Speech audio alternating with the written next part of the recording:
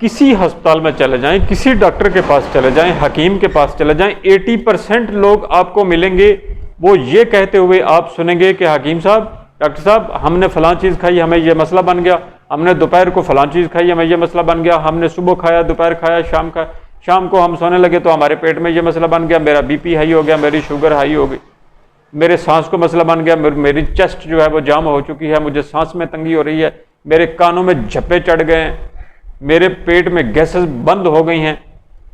ये खाने की वजह से है। जिसको सुने खाना खाना खाना, बीमारी बीमारी बीमारी, कोई ऐसा बंदा आपको नहीं मिलेगा जो ये कहते हुए आप सुनेंगे कि डॉक्टर साहब मैं आज भूखा रहा हूं, आज मेरे कानों को झप्पे चढ़ गए हैं, मेरा पेट फूल गया, मेरी नज़र पे मसला बन गया, मेरा बीपी हाई हो गया, मुझे ये नहीं होगा।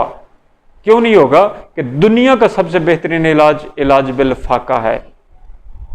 इलाज बिल फाका करने वाले बखूबी इस चीज़ को जानते हैं। रमज़ान शरीफ में आपने देखा होगा 100% लोग ठीक हो जाते हैं जो रोज़ा रखते हैं। अल्हम्दुलिल्लाह। रोज़ा क्या करता है? कसाफ़त के अंदर की सारी वो एक नूर है, वो सवाब है, उसमें अल्लाह पाक की ज़ात बहुत अजर देने वाली है हर बंदे को। तिब्बी नुक्ता नज़र से उसको देखा जाए तो उसमें यह होता है कि अंदर की कसाफ़तें, गंदगियाँ जितनी भी होती हैं, जब भूखा इंसान रहता है, भूखा प्यासा रहता है, तो वो तहलील होना शुरू हो जाती हैं, अखराज पाना शुरू हो जाती हैं, और बॉडी की ताकत के लिए बॉडी उनको खर्च भी करना शुरू कर देती है। इंसान का जिस्म, इंसान की रंगत बिल्कुल कमाल की हो जाती है, एक्टिव हो जाता है, ताकत पैदा हो जाती है। भूखा रहने से इंसान के जिस्म में ताकत होती है। हमारे पास जो मुलाजिम होते हैं, जो माल मवेशियों का काम करते हैं, आपने उनको देखा है कितनी ताकत वाले काम करते हैं। आप करके दिखाएं। आपने क्या किया? सुबह उठ के बादाम, काजू, खजूर, पिस्ता, हर चीज़ ली, उसको दूध में डाला, ग्राइंड किया, उसका शेक बना के पिया, ताकत को बहाल रखने के लिए। दोपहर को फिर आपने को गोश्त खा लिया, शाम को फिर आपने खाना खा लिया, फ्रूट खाते रहे, खाते रहे, खाते रहे, खाते रहे। आप उनके साथ कुश्ती करके देख लें अपने मुलाजिम के साथ। उसने क्या किया? वो सुबह उठा, उसने एक गिलास, एक मग्गा या जितना भी वो उसको अवेल था, उसने लस्सी पी। उसके बाद फिर वो उसने हार्ड वर्क शुरू कर दिया, अपने आपके माल मवेशियों को चारा डाला। उसके बाद फिर उसने खाना खाया, खाना खा के थोड़ी देर रुकने के बाद फिर उसने हार्ड वर्किंग शुरू कर दी।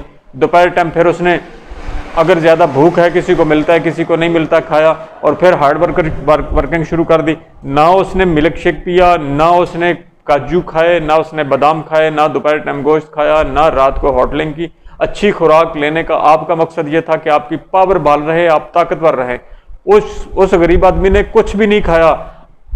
आप उसके साथ, आप जवान हैं, वो बेशक उधेड़ उम्र है, आपके साथ जो मुलाजिम है उसके साथ कुश्ती करके देख लें, आपको आपकी वो कलाबाजियां निकाल देगा।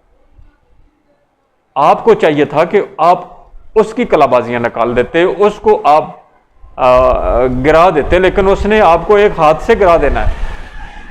अच्छी खुराक वाला वो मुझे याद आ गई, वो एक बुजुर्ग कहते हैं कि हम सफ़र में जा रहे थे तो हमारे साथ रास्ते में दो मुसाफिर हमारे साथ चल निकले। एक पहलवान था और एक कमज़ोर आदमी था।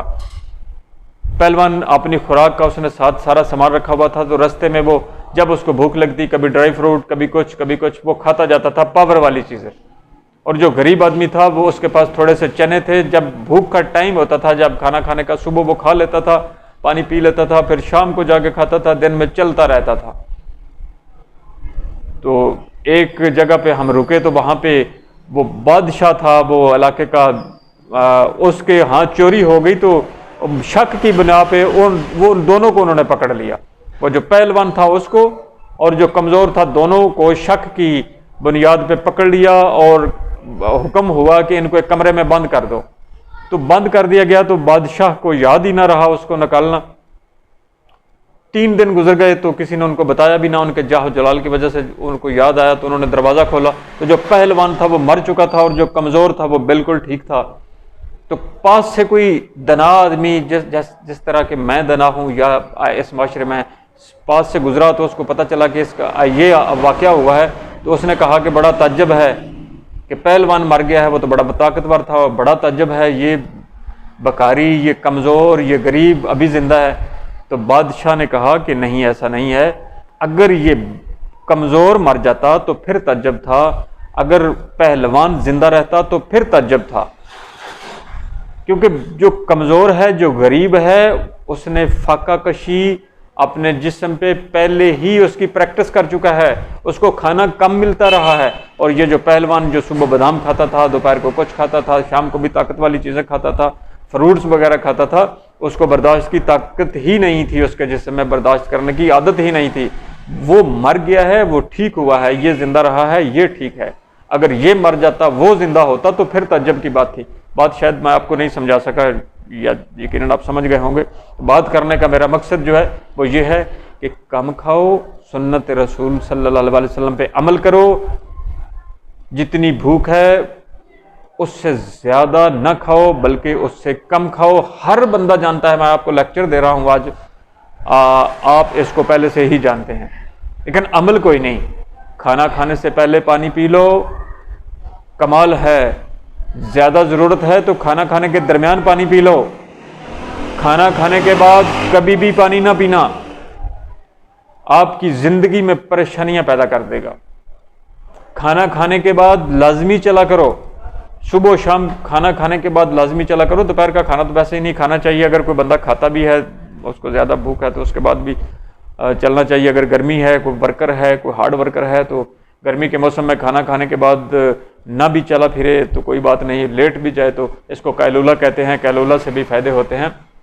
मेरा बात करने का मकसद आपको भूली हुई बातें याद करवाना है, आती तो पहले ही आपको सारी हैं।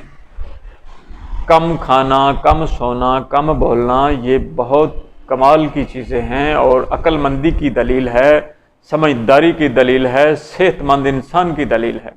खाना खाना खाना, हर वक्त का खाना बर्बाद कर देगा, तबाह कर देगा। आज ही आप शुरू करें, आज से ही इंशाअल्लाह ताला आप डॉक्टर के पास नहीं जाएंगे,